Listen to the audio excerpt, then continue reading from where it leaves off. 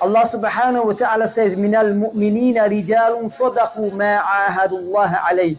Amongst the believers are men who have been truthful to the covenant with Allah subhanahu wa ta'ala.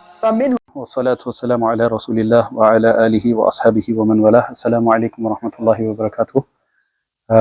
So alhamdulillah, we're continuing on with our Al-Rijalu Hawla Rasulillah sallallahu alaihi wasallam series, the Men Around the Messenger series. And today we're going to be speaking about a very special individual within the deen. And if you look in the contents of the book, basically, this person actually comes quite at the end of the book, or a bit later on. They cover different Sahaba, but I decided I wanted to cover him mainly because we hear of his name all the time, and a lot of the things, reasons why we hear of him is because of the sheer number of hadith that he's narrated. He is known amongst the Sahaba radiallahu anhum to be the preserver or the defender of the Sunnah. This is the title that he received from the Ummah and the ulama. And so for that reason, I wanted to actually cover him again, because also because I feel a bit passionate about him. So decided to actually cover him. But before covering him, as Brother Bilal mentioned, there is another person that needs to be covered in relation to him. Now, the reason why I'm going to be covering him is because he is the reason why Abu Hurayrah radiallahu anhu came into the deen. And so it feels a little bit respectful, or I think here there is a little bit of respect due to this man. And so we shouldn't just gloss over or skip over this person. Me personally, I believe. So the person that I'm actually going to be first introducing is Tufayl ibn Amr ad-Dawsi. Yeah, and this person, he was from a place called Ad-Daws, which is, if you look at the map of Arabia, it's the southern part of Arabia. It is now known as Najran, but back then it used to be known as Yemen. And he was the chief of the tribe of that area. And so what happened, the way we begin with Abu Hurayrah's story is Tufayl ibn Amr ad-Dawsi came to Makkah to do Hajj in the 5th or the 6th year of the Meccan Da'wah phase. Yeah, if you remember from our seerah, Brother Bilal would remember from our seerah talk that in the early parts of the seerah, when Muhammad sallallahu alaihi wasallam and everybody and the Muslims at the time were giving Da'wah, non-Muslims from all over Arabia, they would still come into Makkah and they would do tawaf around the Makkah. The Kaaba was always sacred to all Arabs. Yeah, and so Tufayl ibn Amr ad-Dawsi, he came over to do some also Hajj, but also to do some business at the time. And Tufayl when he came into Makkah, to Makkah, the moment he stepped foot into Makkah, the Qurayshi tribal leaders straight away went and attacked him. Not attacked him, but like sort of just grabbed him, and they wanted to get his attention. Sorry. And the first thing they did was they warned him against Muhammad sallallahu alaihi wasallam. So they said, "O Tufayl, we want to warn you against a person from our locality, from Makkah. He's going around and he's sowing discord amongst a lot of families. He's separating families from each other. He's coming out with these new things, new concepts, and he's a type of magician and a poet. So Tufayl, beware of this person. Don't go anywhere near him unless you want to be affected by his magic as well." Yeah. So Tufayl, then later on, he got worried about his mentality and his safety. So he thought, you know what? I'm not going to go next to this man. Even though from afar he could see Muhammad sallallahu alaihi wasallam doing what he needs to do. He's giving dawah to the people, and he's actually living his normal life. Anytime he would go next to Muhammad sallallahu alaihi wasallam, what he decided to do, he got a couple of cotton buds and he decided to put it in his ear so that he can't hear anything. Nowadays, even with a professional ear defender, you can't really stop the noise from coming into your ears. So cotton buds, they're not going to really do anything, especially at that time when it was just literally a couple of bits of wool. So once he did that, he he put it in, but he would still see him. He went about his business and he decided to complete his Hajj and so on. Up until one day, he came across Muhammad sallallahu alaihi wasallam on a daytime, and he was praying. Muhammad sallallahu alaihi wasallam was praying in front of the Kaaba, and the recitation of Muhammad sallallahu alaihi wasallam fell onto his ear, even though he had cotton buds in his ear. So what did he do? He thought to himself. He was completely mesmerized by the recitation. Just the tone, the sheer tone of his recitation captured his heart. So he thought to himself, "Oh, Tufail, you're a very intelligent man. You're a smart man, and you know what's good from bad. So why are you letting the Quraysh, make you fear this much about this individual? You can go and hear what he's got to say and decide for yourself whether it's bad for you or whether it's good for you." So that's exactly what he did.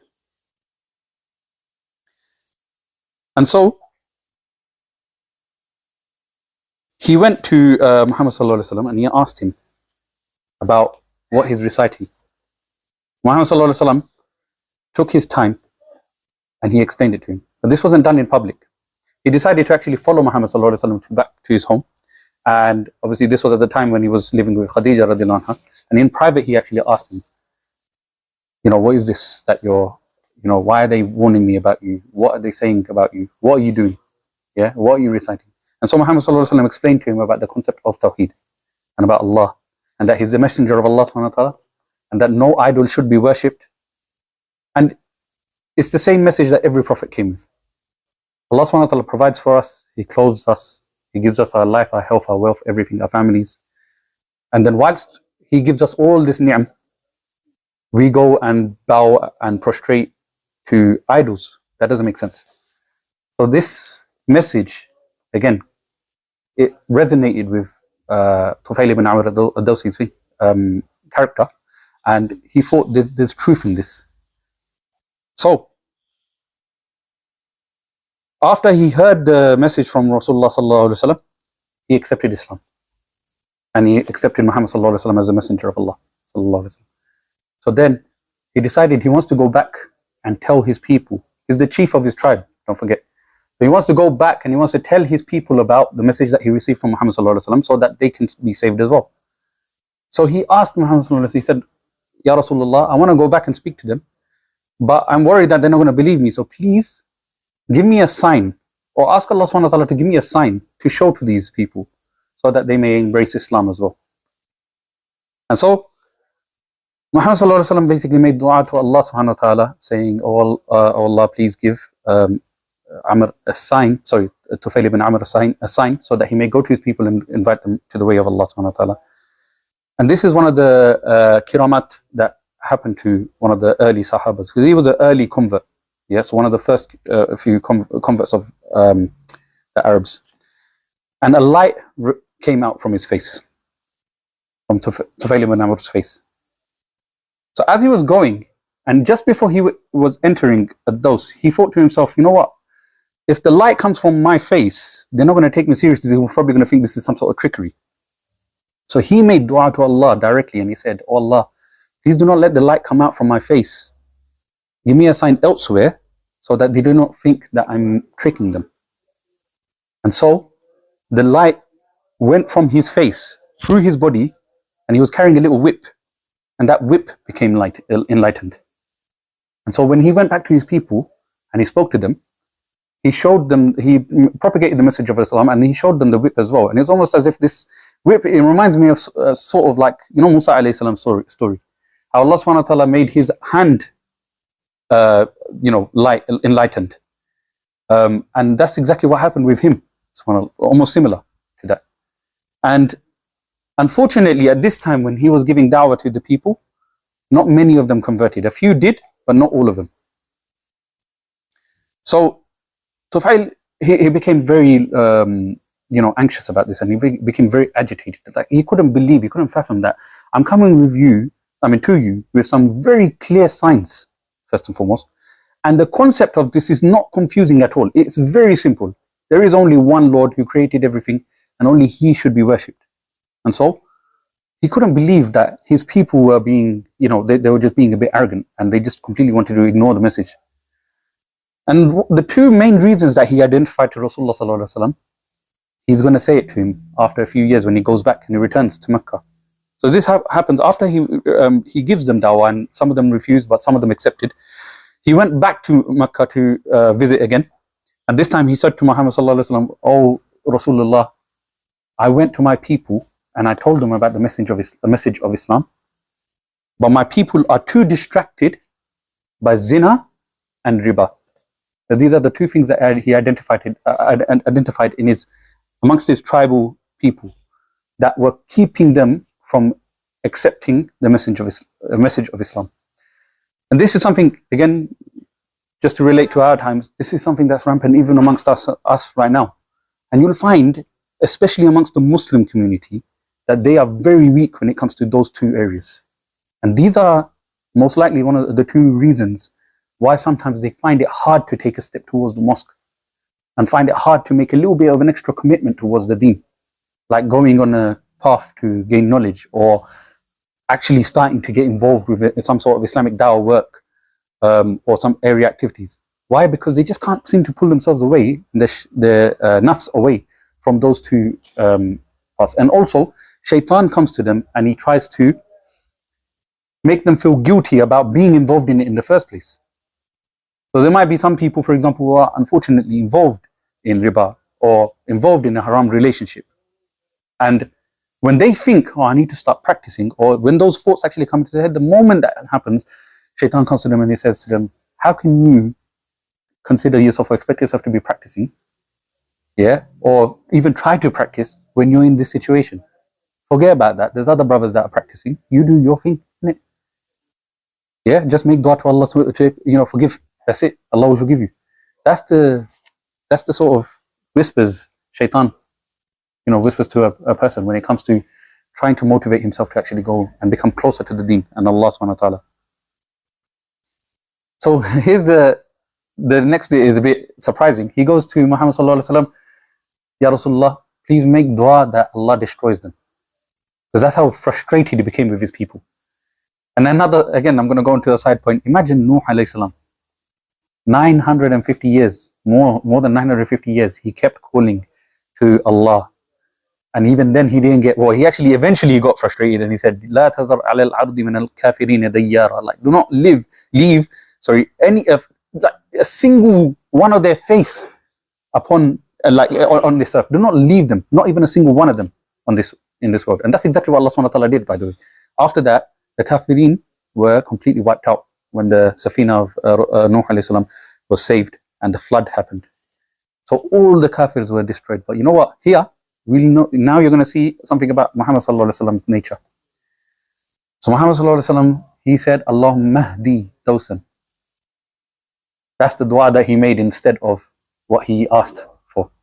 He goes, "Oh Allah, please guide Daws, the tribe of Daws."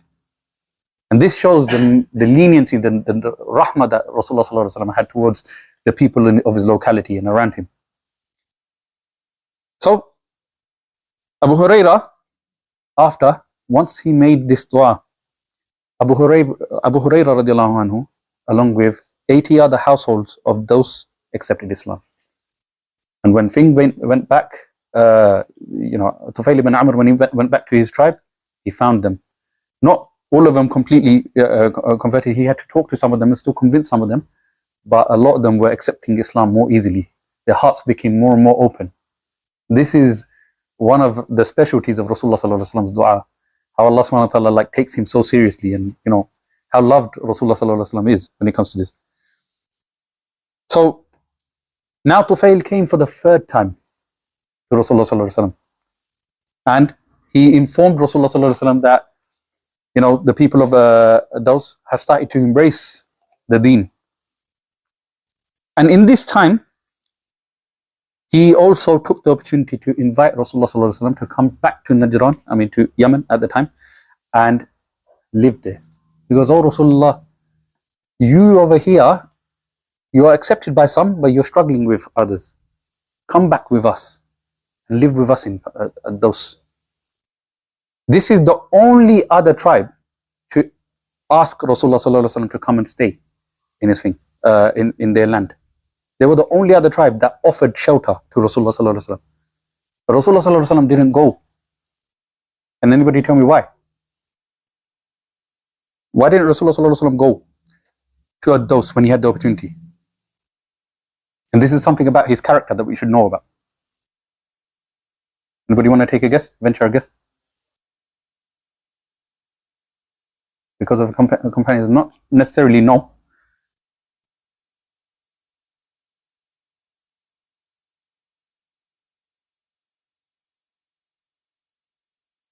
Not necessarily. The reason why Rasulullah sallallahu alaihi wasallam didn't go, oh sorry, go on. Because he wanted to establish Islam and spread the message in Mecca. Again, not necessarily no, because he was at the time, he was still looking, he was looking around for or pretty soon he is going to start looking around for a place to go and seek refuge in. The reason why he didn't go is because Rasulullah sallallahu alaihi wasallam never did anything without the permission of Allah subhanahu wa ta'ala, and Allah subhanahu wa ta'ala didn't grant him permission to go there. That is the reason why. Anything Rasulullah sallallahu alaihi wasallam did, he did with the permission of Allah subhanahu wa ta'ala. Even when it came to going to Medina, when it came to leaving for Yathrib, what did he do? Does anybody remember what he went and said to Abu Bakr at the time? He went to him and he said, yeah, he did say to stay with him, but the first thing he said to him, Allah has granted me permission to go, to leave. That's when he decided to go and leave. Even though his life was in imminent threat. Yeah, people of the Quraysh were at the time starting to become more and more frustrated with Rasulullah sallallahu alaihi wasallam and with the message. Even then, he was waiting for the time Allah subhanahu wa ta'ala granted him permission to go, and that's when he knew was the best time to actually leave. And that's when even Abu Bakr Siddiq, he asked, am I allowed to accompany you, Rasulullah sallallahu alaihi wasallam? And that's when he said, yes, you are. And that's when they went. So anyway, so permission wasn't granted for him to go to those, so he kindly refused the offer. And so Tufail ibn Amr and the rest of the Muslims at the time, they just went back, and they're going to now rejoin Muhammad sallallahu alaihi wasallam at a later time. In the 7th year of Hijrah, during the battle of Khandaq, with another 100 people, 100 Muslims. And these are very special individuals, subhanAllah, brothers. Like, can you imagine, like, just that they come, they go propagate the message, they come back, they go propagate the message, they bring more and more people with them as they keep coming back. People like him, the likes of Mus'ab ibn Umayr, the likes of Abu Dharr al-Ghifari. You know, these are like special individuals, yeah. All they needed was literally a couple of ayat of the Quran, and what did they do? They became like, because of their sincerity, they went and they propagated Islam sincerely, and hearts resonated with this. The hearts of those people resonated with this. They understood the message. They saw the sincerity in those Sahaba radiallahu anhum, and they came back as Muslims. That was when Abu Hurayrah radiallahu anhu met Muhammad sallallahu alaihi wasallam for the first time. And this paves our way into Abu Hurayrah radiallahu anhu's story. Now, Abu Hurayrah radiallahu anhu, contrary to what most people think, that wasn't the time he actually accepted Islam. He accepted Islam way before the 7th year of Hijrah.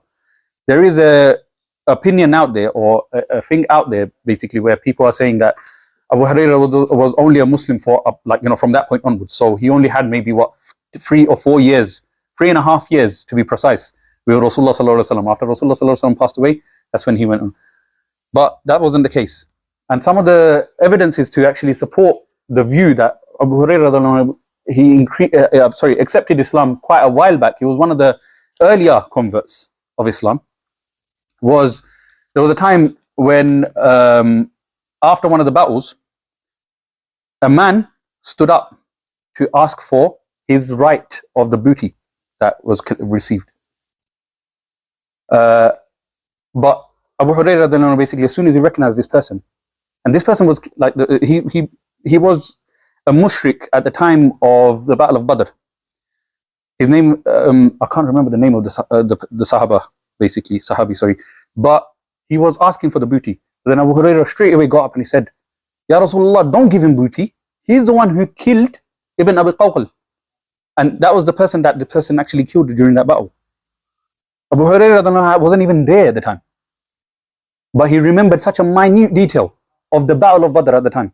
It goes to show that he was actually studying the deen even though he wasn't around Rasulullah sallallahu alaihi wasallam at the time. And little events like that, Abu Hurayrah straight away will keep in his mind. Abu Hurayrah, by the way, never writ down any of his stuff. Anything that he learned from Rasulullah sallallahu alaihi wasallam went straight into his memory. Straight into his memory. He was to the Sahaba what Imam Bukhari is for us. Do you understand? Imam Bukhari, a man who had some great memory, and the one that we look up to, who collected all the hadith of Rasulullah sallallahu alaihi wasallam, he was like that for the Sahaba. So imagine if we have that much respect for Imam Bukhari, the amount of respect that Abu Hurairah deserves and demands is way more. Subhanallah. And that is one of the reasons why we call him the defender of the Sunnah. Abu Hurairah basically then, Tufail, just the last few things about Tufail ibn Amr. He stayed with Muhammad sallallahu alaihi wasallam for the rest of the years after he took part in the Battle of Khandaq. Yeah. And he also took part in the expedition where they laid siege to Ta'if. And he was the one who actually introduced the idea of manjaniq. That's the name of the instrument they use. It's actually a catapult. He was the one who actually gave that suggestion to use the catapults for Ta'if when they take over Ta'if. And after this incident, that's when Rasulullah sallallahu alaihi wasallam basically told Tufail to go back to those, because you are the chief of those. Go back to those and destroy their idol. So their main idol. He went back now with another 100 men. He went back and he destroyed the idol. 400 men he went with, and he destroyed the main idol of Ad-Daws. Abu Hurairah now, we're going to go on to him, yeah? His name from before Jahiliyyah is something that is uncertain amongst the scholars. There's no single strong hadith or a narration from the Tabi'een and Tabi'een about his real name from birth. But there is a weak hadith that Ibn Ishaq, rahmatullahi alayh, he's, by the way, Ibn Ishaq, you brothers, I want you to remember this name, especially you because you've got the same name. He is one of the leading authorities of Seerah.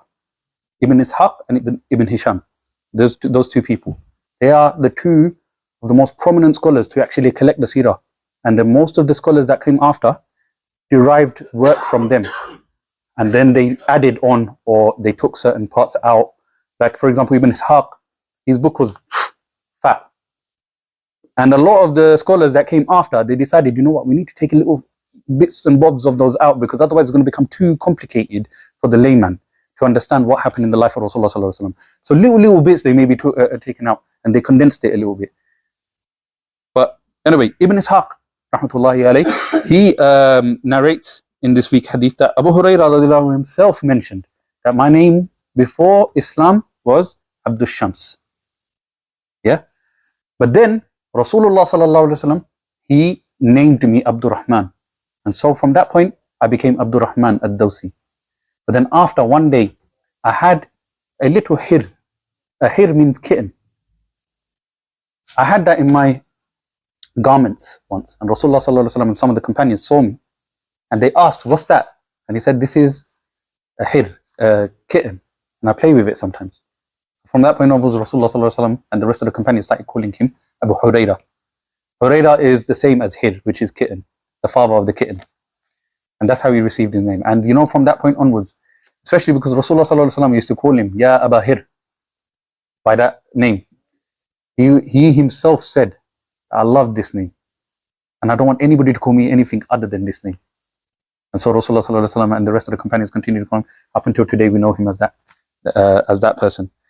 There's also other narrations where it was mentioned that his name was Suqayn, Barir, Abdul Nahr, Abdul Nahm, and Abdul Shams, as I mentioned. There's possibly another 13 different names that were mentioned. But we're not going to go into all of them, because to be fair, they don't really mean anything right now. In any case, after he did that, we're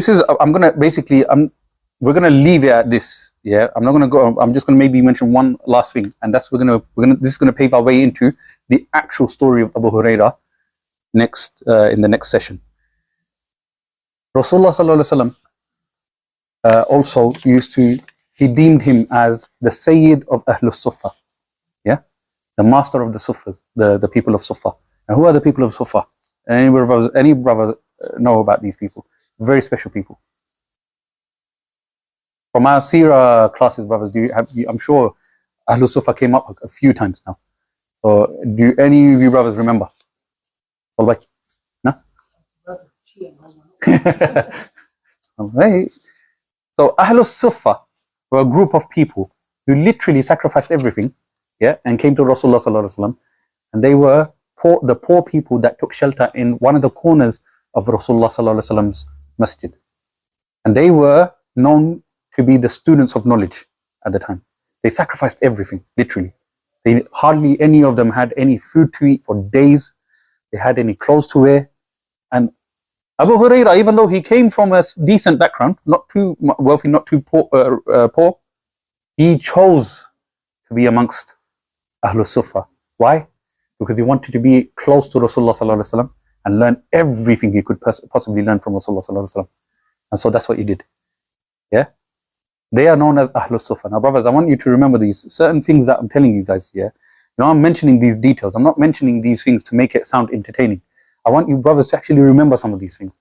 Things like Ibn Ishaq, for example, the leading authority in Seerah studies. Things like, Ahlul Sufa, who are they? And this should, these things should be coming back to you from the previous sessions that we've had with Seerah. Abu Hurayrah, why his name was, Abu Hurayrah. Stuff like that. These are the details I'm mentioning to you, brothers, so you can remember, inshallah. Now, there was a time, I want to mention this famous incident, and I'm going to repeat this incident later on in the next session. Abu Hurayrah used to be a person that used to live in the mosque of Rasulullah sallallahu alaihi wasallam, and at times he used to find himself completely famished, literally he would be so hungry that he's almost about to pass out. And so at the time, they used to have this tradition where they used to tie rocks around their stomachs to make it feel like it's a little bit heavy and it distracts them from their hunger. Even then, he would still feel really, really hungry. And get this, there was this one incident where he saw Abu Bakr as-Siddiq radiallahu anhu walking by him. And he decided to go to Abu Bakr as-Siddiq and ask him a question which he goes, by Allah, I knew the answer to this question better than he knew the answer to. But I asked him, and I started walking with him, just so that one of them may invite me in their home just so that I can eat something. That's the situation he was in. And he was so shy to ask of anybody, even though he was in that situation. He was so shy to ask them for any food. Abu Bakr as-Siddiq he didn't get the hint. Then Umar basically came. He did the same thing to Umar, and they discussed the matter in length. But even then, he didn't get the hint, and he decided, okay, he's going to go back. And unfortunately, Abu Hurayrah, he was left hungry still. Muhammad sallallahu alaihi wasallam saw Abu Hurayrah doing what he did. He smiled at him, and he knew straight away what he's up to. He said, Ya Aba Hir. He goes, Labbaik ya Rasulullah. Anytime he used to get called by Rasulullah sallallahu alaihi wasallam, he used to say, Labbaik ya Rasulullah. I'm coming. I'm responding to you, Ya Rasulullah sallallahu alaihi wasallam. This is something that we do in Hajj and Umrah. We go, Labbaik Allahumma labbaik. He used to say it like that to Rasulullah sallallahu alaihi wasallam. It's amazing. And so Rasulullah sallallahu alaihi wasallam said, he goes, come with me. Took him to the house of Aisha radiallahu anha. And then he said, is there anything at home for us to eat? Or is there anything else at home for us to drink? Aisha radiallahu anha responded with the negative. She said, there's nothing in the house except for this glass of milk that we have. It's like a small amount of milk. So he goes, oh, Abu Hurayrah, go call the Ahlus Sufa here. Listen to this man's honesty. Yeah, Abu Hurayrah, when he basically heard him say that, he was thinking to himself. Basically, when he was narrating the story, he was explaining who Ahlus Sufa is, and he was praising them. He goes, even then, when Rasulullah sallallahu alaihi wasallam told me to call them, that hit my heart heavy. And I thought to myself, how is that going to do any good for the rest of the Ahlus Sufa? I'm more in need of this, and I am more deserving of this glass of milk than any of them. That's how he felt at the time because of his hunger. But then, because Rasulullah sallallahu alaihi wasallam commanded him to do what he did, call them, he goes, okay, Rasulullah sallallahu alaihi wasallam, Sami'na wa ta'na. He went and called the rest of Ahlus Sufa. And they all came. And then Abu Hurayrah was commanded to go around and give this glass of milk to each and every single one of that Ahlul Sufa. At that point, he gave up. He thought, you know what, there's not going to be nothing left for me. There's no point. Let me just do what Rasulullah sallallahu alaihi wasallam has commanded me to do. So he went around. Miraculously, none of the milk was actually being, it wasn't diminishing. Kept going from one person, and each and every single one of them had their bellies full from the milk that was there. And then every single one of them were done. So Abu Hurayrah got the cup back and gave it to Rasulullah sallallahu alaihi wasallam. He goes, Rasulullah sallallahu alaihi wasallam looked at him and he's like, now it's just me and you. Like that. He goes to him and he's just joking about with him, of course, innit? And then Rasulullah sallallahu alaihi wasallam said, drink, ishrab, ya Abu Hurayrah. He drank. He gave it back to Rasulullah sallallahu alaihi wasallam. Take it back. Ishrab, ya Abu Hurayrah. He had some. Gave it back to Rasulullah sallallahu alaihi wasallam. He goes, ishrab, ya Abu Hurayrah. He kept doing it until he goes, ya Rasulullah sallallahu alaihi wasallam, I don't have no space left. There is no space in my belly left. And that's when Rasulullah sallallahu alaihi wasallam had him. Can you imagine this first and foremost? Yeah, brothers. First and foremost, imagine this was any other king in this world. What would he have done? Wallahi, there would be no person in this world today, even amongst the Muslims, that would offer that milk to any person other than themselves, first and foremost, because they would have cared about themselves. Rasulullah sallallahu alaihi wasallam was that man who put his ummah before himself always, even on the day of judgment. Remember that. Yeah? Secondly, we derive from this hadith that when a guest is in your home, you are the last person to eat. Yeah? This is the reason why Rasulullah sallallahu alaihi wasallam says, "Man kana yu'minu billahi wal yawmil akhir falyukrim dayfahu." The person, let the one who believes in Allah subhanahu wa ta'ala in the last day, let him honor his guests. And this is how you honor your guests. Yeah? But the main thing I want to also establish is, this is the sort of person, Abu Hurayrah, and this is the relationship he had with Rasulullah sallallahu alaihi wasallam. Inshallah, we'll end it here, and the next session will cover the rest of the life. We're going to go into more detail about Abu Hurayrah. These are two people, remember, Tufail ibn Amr al-Dawsi and Abu Hurayrah. Tufail ibn Amr, I'm sorry, I know the poster mentioned Abu Hurayrah, but we had to honor him. Because I'll tell you another thing, quickly. Just like the way, Umar radhiallahu anhu's reign, it lasted 12 years. Abu Bakr as-Siddiq is going to get every single ajr that Umar earned for himself. Why? Because Abu Bakr was the one who appointed Umar as the Khalifa. Likewise, Tufail ibn Amr al-Dawsi, it is said, Abu Hurayrah narrated, one of the riwayah says, that he narrated 5,800 ahadith of Rasulullah sallallahu alaihi wasallam. Tufail ibn Amr al-Dawsi will be getting rewarded for every single one of those hadith. Because he was the one, the chief of his tribe, to go back to his home and propagate Islam. And this is a promise that Allah subhanahu wa ta'ala made to the believers, and Rasulullah sallallahu alaihi wasallam made to the believers, that if you do good and you cause another brother to do good, then you will also get the reward of the same likeness as that brother. Okay? So with that we'll end. Subhanakallah wa bihamdik, nashhadu an la ilaha illa anta nastaghfiruka wa natubu ilayk.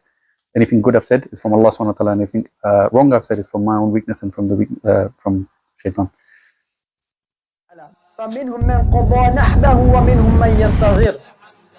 Of them, some have completed their vow and died upon that.